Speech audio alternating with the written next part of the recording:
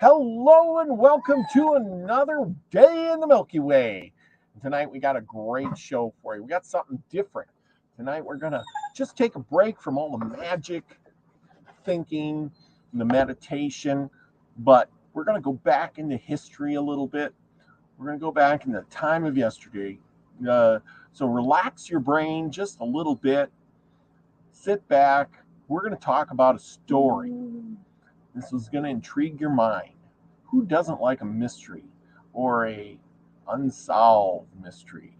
Anyway, I got this cool new book, and it's called The Book of Unexplained Mysteries. Right? A mystery, an unexplained mystery. Tonight we're going to talk about the Shugborough Code. This is from England. The Shugborough Code. We're going to transport ourselves back a couple hundred years, 200, 250 years or better, to a time when the big ships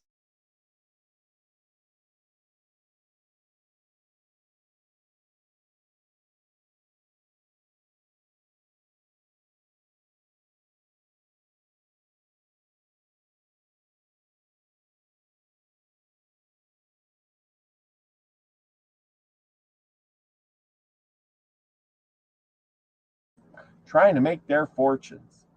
Yes, that's what we're doing. We are going back in time to check those things out. And hopefully the computer bugs will not get me tonight. Anyway, here we go. The Shugborough Code. And of course, like always, we are gonna share with you different things about this. And of course, I do have pictures. Who wouldn't I be if I didn't have pictures for y'all?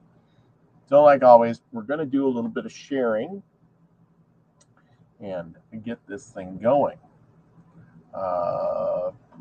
Because who wants to look at my ugly mug? Right?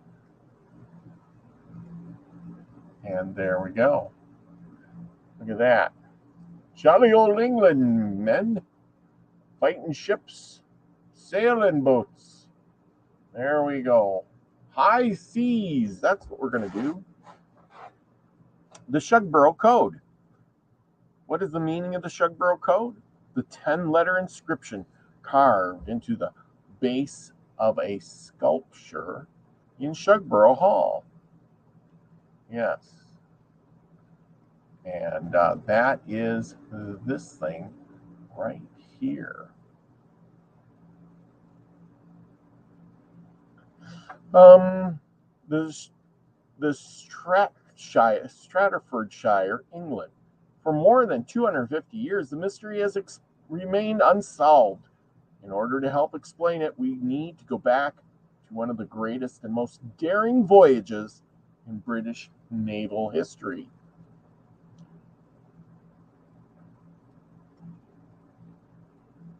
Rain lashed the HMS Centurion, reducing visibility to less than a mile. Then, as quickly as it had pounced, the squall lifted high into the crow's nest. The lookout wiped his eyes. He had glimpsed something through a gap in the gray curtain, or had he?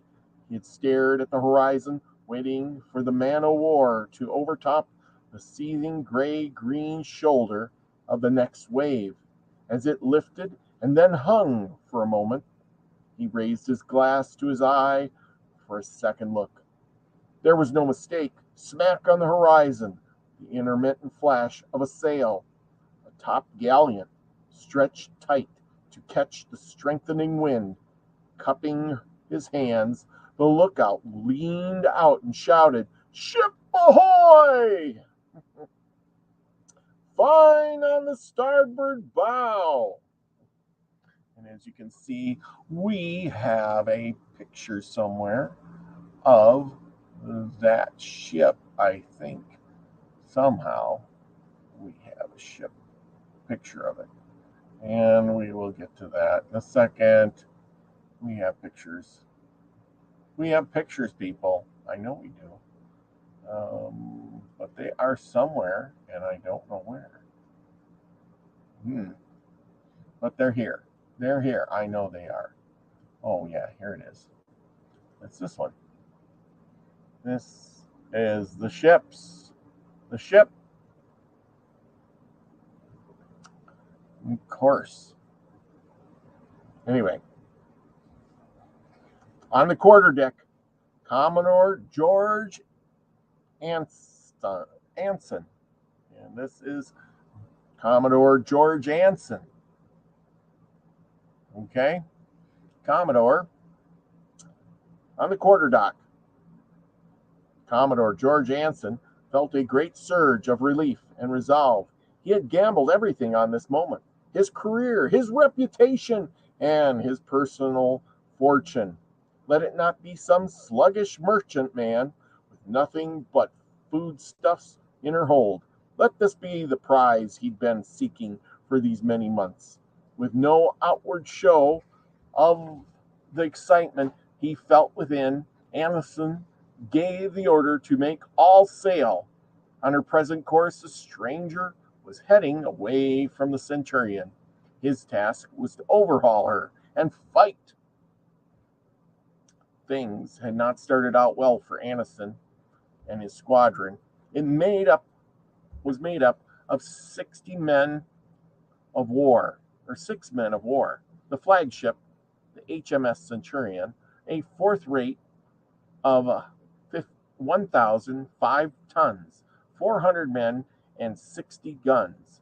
His Majesty's ships, the Gloucestershire and the Severn, both 853 tons, 300 men, and 50 guns. HMS Pearl, 600 tons, 250 men, and 40 guns. The HMS Wagner, 599 tons, 120 men, and 24 guns, and a nimble little sloop trial, the Anna, and the industrious ferried supplies. The flotilla weighed anchor at St. Helens off the Isle of Wight on the 18th of September, 1740, and set sail into the contrary wind. Anson's orders were to capture and ransack one of the Spanish treasure ships that crossed the Pacific annually from Acapulco. Yes, Acapulco. Their lordship of the British Admiralty also wanted the squadron to take part of Callao and the Peruvian capital, Lima, by force, incite and lead a popular Peruvian revolution to overthrow the Spanish rule, capture Panama with all of its treasure, and use his best endeavors to annoy and distress the Spaniards either at sea or land by sinking, burning, or otherwise destroying all their ships and vessels. You shall meet with. In his spare time, the Commodore was also to capture Manila. Their lords of the Admiralty were very good at making demands. They were very bad when it came to helping Anson meet them. The 500 troops they assigned the squadron were far too few for the purpose. Even worse, instead of sending him strong, fit, and well-trained men, the powers that be ordered Anson to collect 500 invalids from the Shugborough Hospital. On hearing that they were to be forced back to sea, many of the invalids absconded. In the event, only 259 reported for duty. In Portsmouth Harbor, many were already in their 60s and 70s. Some of them were so old and infirm that they had to be carried aboard on stretchers. Anson tried to send them back. The Admiralty ordered him to take them. In order to make up for the missing numbers, some 210 Marines were told to join the squadron. It sounded good, but in almost every case, these additional men were red, raw recruits who had not even been taught how to shoot. It was a bad beginning, and it seemed to lay a curse on the expedition. By the time it reached St. Catherine's, it's in southern Brazil, roughly half the squadron's men were either dead of the scarlet fever or the thing or something next to it, typhus, brought on by the chronic overcrowding below the decks, also took its toll. More men were suffering the horrors of scurvy, extreme lassitude, swollen and bleeding gums, foul breath and teeth that were loose where they had not fallen out, and a lingering death. Anson let the crew recuperate on dry land, buying fresh fruit and vegetables to speed their recovery. By now, he was a long way behind the proposed schedule. Unless he got a move on, the enemy's treasure galleon would be gone by the time he reached the Philippines. The plenty, he would be forced to round the Cape Horn in winter, at the very worst and most dangerous times of the year. The ferocious gales around Cape Horn at the time of the year were known to strip the ships of their rigging, sails, and masts. Great seas whipped up in the wind, towered high, and then smashed down on everything in their path, carrying men and material away. And in thrice, crews had a saying: below 40 degrees south, there is no law. Below 50, there is no God. The Cape lies at 55.98 degrees south. They were in trouble. 3 months later, all 8 ships were still battling to round the Cape. Crunched in the jaws of ferocious storms, the squadron tackled and turned, repeatedly determined to batter its way west. Exhausted and freezing, more of the men died of exposure. Frostbite stalked and remaindered, many taking their fingers and toes. Scarlet fever once again set about its lethal work. 45 men died in April, with a furthermore 80 succumbing in May. By the middle of June 1741, Anson had lost more than 200 of his command. Even today, it counts as one of the most arduous and some would say horrific journeys in the annals of seafaring. With barely enough men to work ship, the Centurion finally made it to Shugborough. Shugborough. Oh, yeah, okay. Oh, where are we going here? Yes, there we go. The fighting ships. Yes. Okay, they finally made it to Shugborough. Thank goodness. All right. Anyway, where were we? Okay. With barely enough men to work the ship, Centurion would find him at the Shugborough on the coast of Chile. By now, the flagship was alone, and the Grandadoy's plans to take Callao or lead a popular revolution against Peru's colonial government were out of the question. When none of the other ships had reached the agreed rendezvous, a fortnight later, the Centurion sailed on to the island of San Juan Fernandez, here personally helping to carry some of the sickest men ashore. Anson once again tried to nurse his crew back to health. The HMS Gloucester and the HMS Tyrrell arrived at the island a fortnight later. They brought little comfort. If anything, their crews were even more ravaged by death and disease than the Centurion's. The Commodore ordered a head count. Of the 961 men who had sailed with him, only 351 were left alive, many of them boys. Later, he would learn that the Severn and the Pearl had entirely abandoned the attempt to round the Horn and sailed back to Brazil. The HMS Wagger had been driven ashore and wrecked. The survivors, among them the poet Brian's grandfather, were stranded and starving on a barren stretch of coast.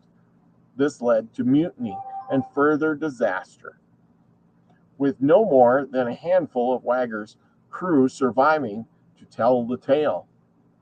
Despite all of these setbacks, with exemplary devotion, duty, Anson set about harassing the Spanish and their possessions as best he could. Over the next few weeks, his 3 ships command succeeded in capturing several valuable Spanish merchantmen, including the La Nostra, the Del Monte Carmel, and scuttling the HMS Tyrrell, which had suffered terminal damage rounding the Cape. Anson replaced her with one of the prizes. With this initial success having helped raise morale, Anson next led a tiny band of men in a surprise raid on the wealthy Spanish-led town of Payeta. Nestled in the bay on the coast of Chile, it was known source of silver. With muffled oars, the 58 British raiders stole ashore in the very dead of night, screeching and shouting, banging drums and firing off their muskets. They raised several incantations of hell, terrified by the din, and with memories of the ruthless English pirate Drake to spur them on. Payeta's 10,000 citizens ran for the hills, clad only in their nightclothes. They were convinced that a much larger force was attacking them. Anson's ruse had paid off. When Payeta's governor proudly and unwisely refused, Anson offered up of parley. The commodore ordered his men to pillage and then set fire to the town. They needed no second bidding. Stripping off their own filthy rags, they fell upon the finery of Payeta's had left behind. Some of the men were so excited they pulled silk gowns and other female wear on over their breeches and jackets they had already donned. From Payeta custom houses alone, they stole pieces of 8 Spanish silver dollars and the plate to the value of some 30,000 pounds.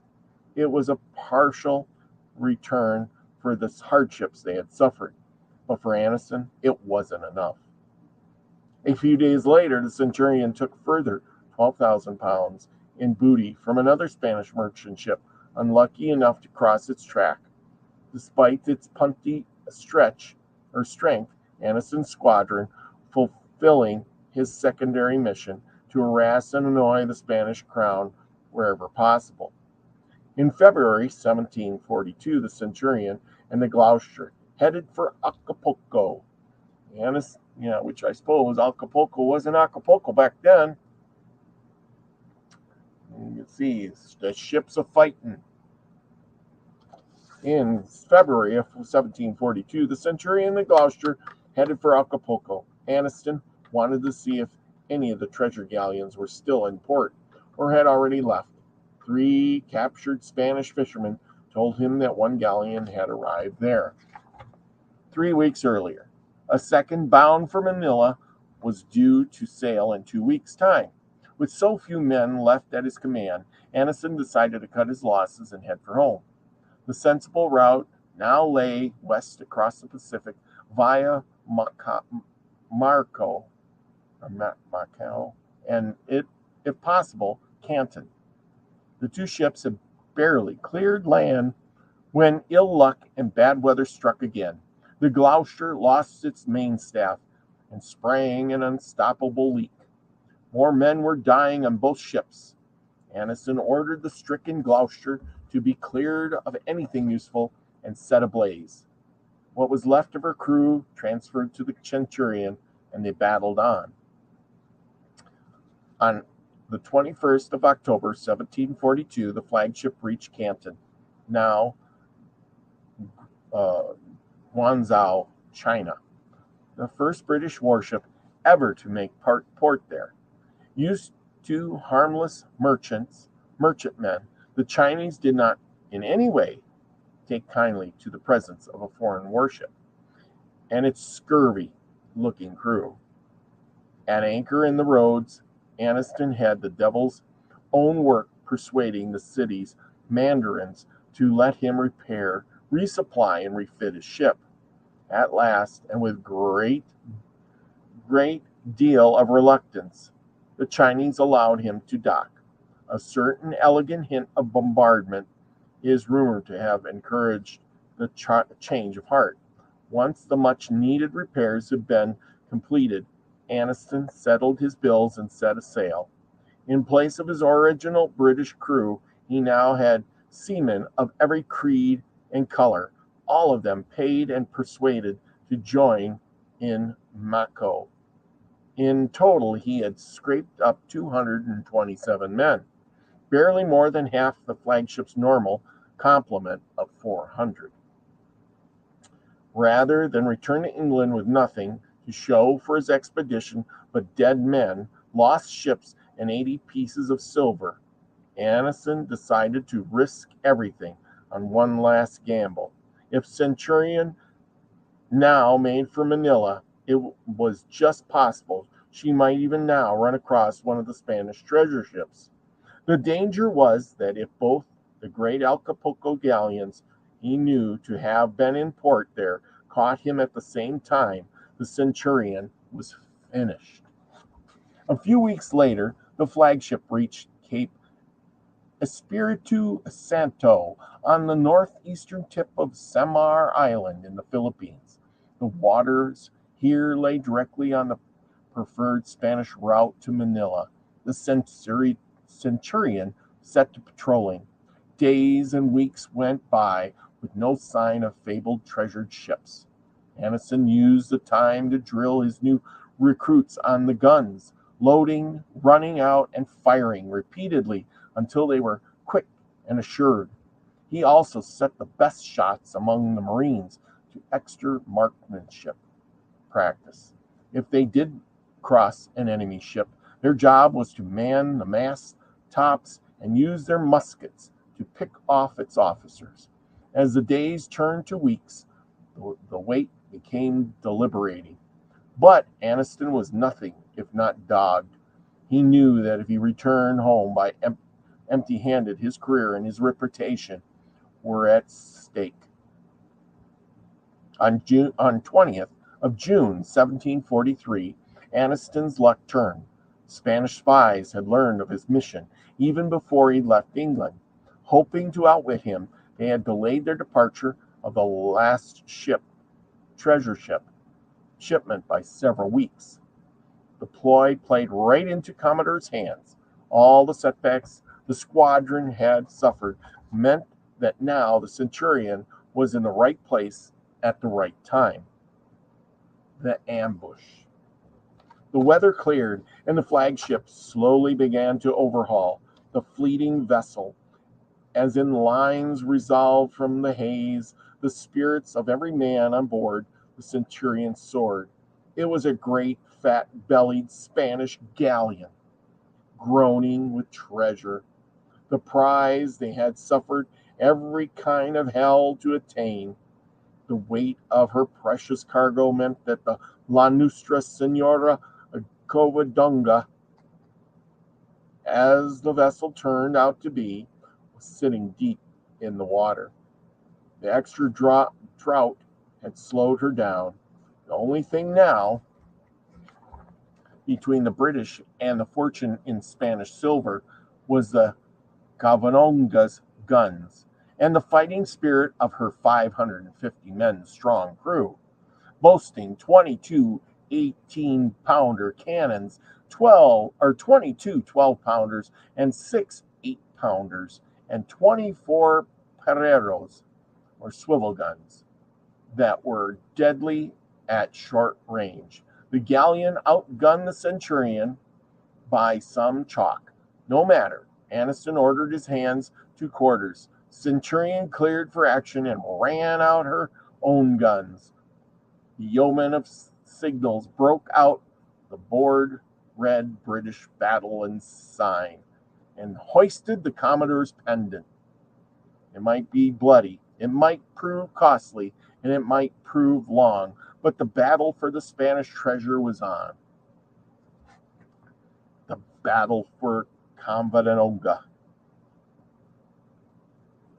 The Bridge Diary of Sir Richard Walter, the Centurion's chaplain, titled Lord Anson's Voyage Round the World, 1749, tells us what happened next.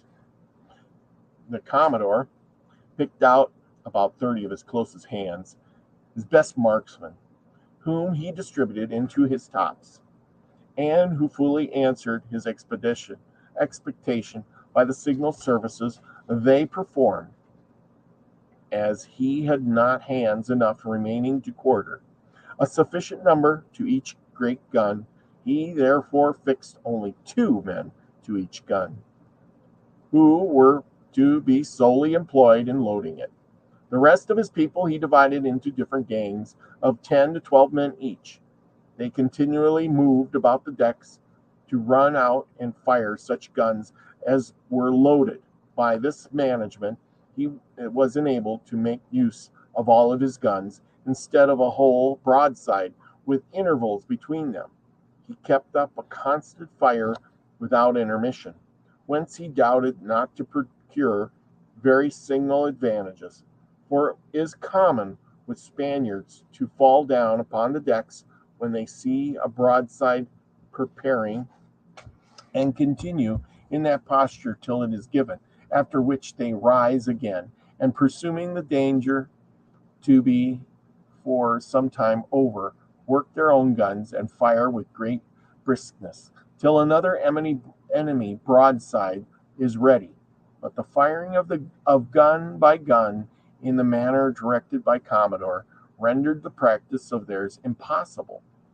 Towards 1 o'clock, the Centurion came within gunshot of the galleon. The Commodore, perceiving to the Spaniards to have neglected clearing their ship till that time, as he saw them throwing overboard cattle and lumber, he gave orders to fire upon them with the chase guns. This was to disturb them in their work and prevent them from completing it. The galleon returned fire with 2 of her stern chasers. The Centurion rigged her sprit sail yard fore and aft, so as to be ready for boarding. The Spaniards, in bravado, rigged their own sprit sail yard fore and aft likewise. Soon after, the Centurion came abreast with the enemy. We were now within pistol shot.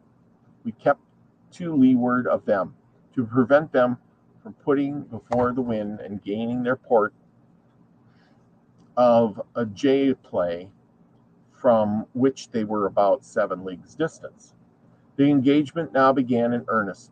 For the first half hour, Mr. Anson overreached the galleon and lay on her bow, where by the greatest wildness of his ports he could transverse almost all his guns upon the enemy, whilst the galleon could only bring some of hers to bear.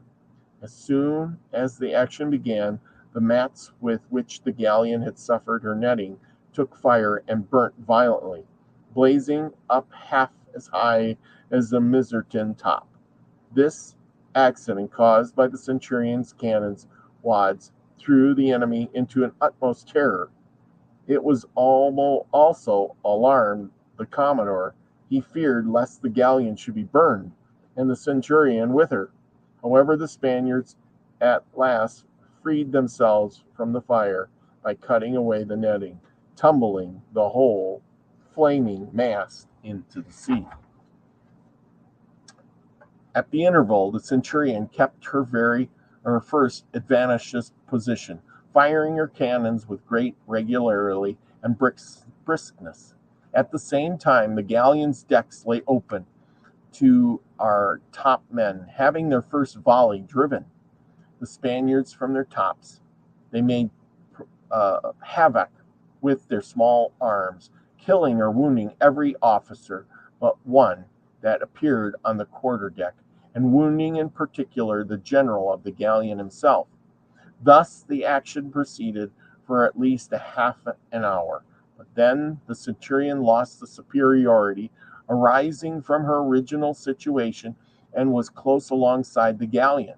The enemy continued to fire briskly for near an hour longer, yet even in this posture the Commodore's grape shot swept their decks so effectively, and the number of their slain and wounded became so considerable that they began to fall into great disorder, especially as the general, who was the life of the action, was no longer capable of exerting himself.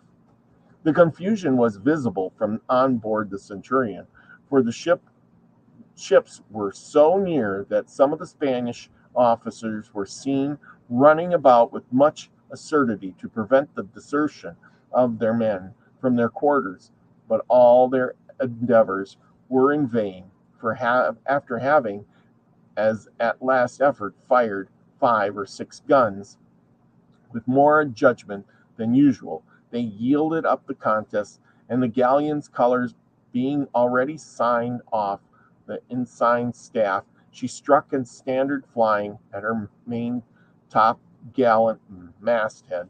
Thus the Centurion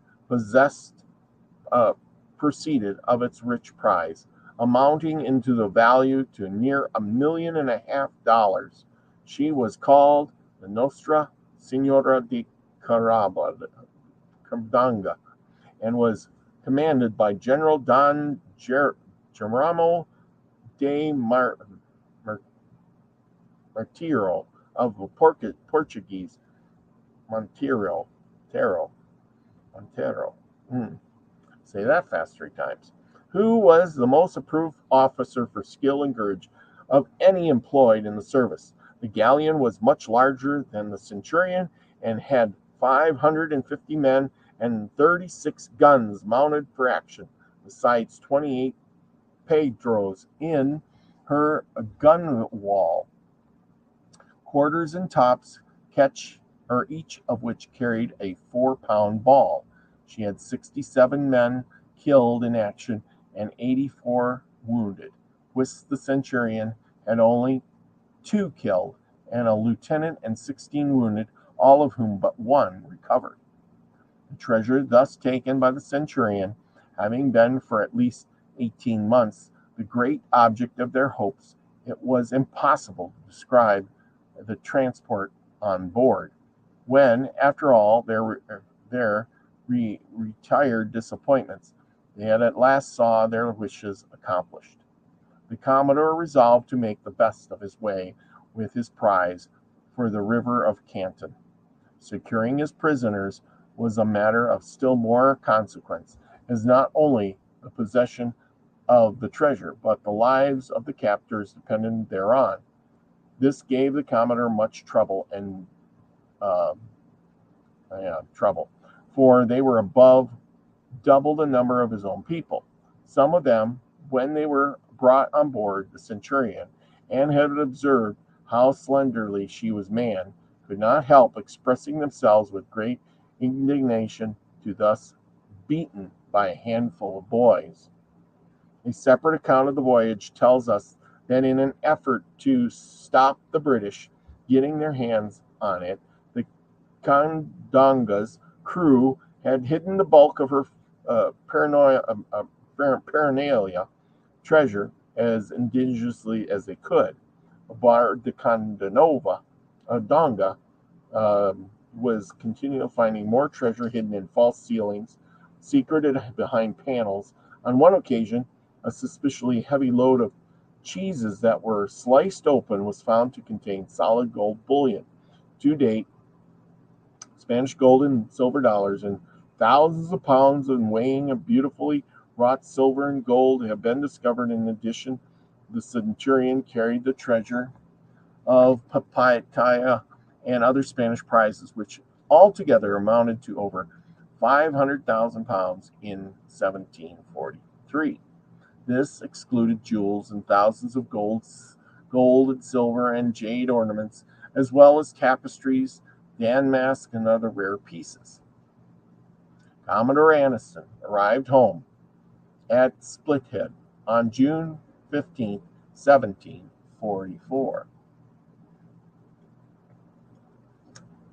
There he is, and there is his ship in the back.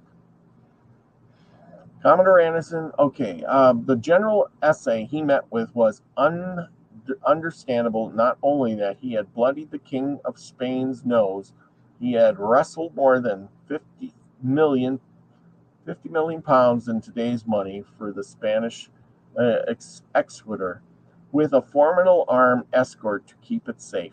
34 horse-drawn carts hauled the plunder from Portsmouth to the Tower of London. Cheering crowds lined the route. Only the second English skipper to circumvent the whole globe, said Sir Francis Drake. Anson was a national hero. But his success had been won by a heavy price. Scarlet fever, typhus, and the plague of the sea, scurvy, had killed hundreds of his men. Promoted rear admiral and awarded 3/8 of the prize money. Anson's reputation was now assured. So too was his personal fortune. At current values, his share came to more than 18 million. Even the 14-year-old powder monkeys got 20 years' pay apiece. Poor children who had often been forced into service, they would go home as local heroes and make their fortunes of happy families. There is a mystery to this, and what does it have to do with the Shugborough Code? To try and answer this, we need to look at the history of Shugborough Hall, then a modest manor house near Lichfield, Staffordshire, the property of George Anson's elder brother, Thomas. It was about to undergo an almighty transformation. Yes, so anyway, yeah. So this is in memorial of George Lord Anderson, who was born in Shugborough in the parish on St. George Day, 23rd April, 1697. He entered the Royal Navy and became an admiral of the fleet of the Vice Admiral of England. He was a First Lord and Admiralty during the 7 Years' War, and is also famous for his voyage around the world in 1740 to 1744. He died on the 6th of June, 1762, and is buried in the church. His memorial was erected by popular subscription on the bicentennial of his birth. His wife, Elizabeth, daughter of Philip I, Earl of Hardwicke, Lord Chancellor of England, is buried in the same vault.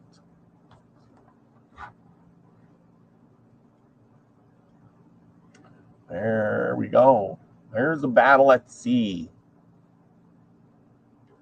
Big giant wooden ships firing their cannons, balls flying at you, knocking giant masts off, ships a burning.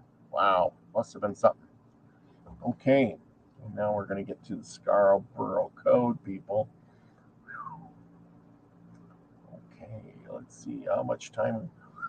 Okay, the Shugborough Code, and we are going to stop right here because we'll just read a little bit of this.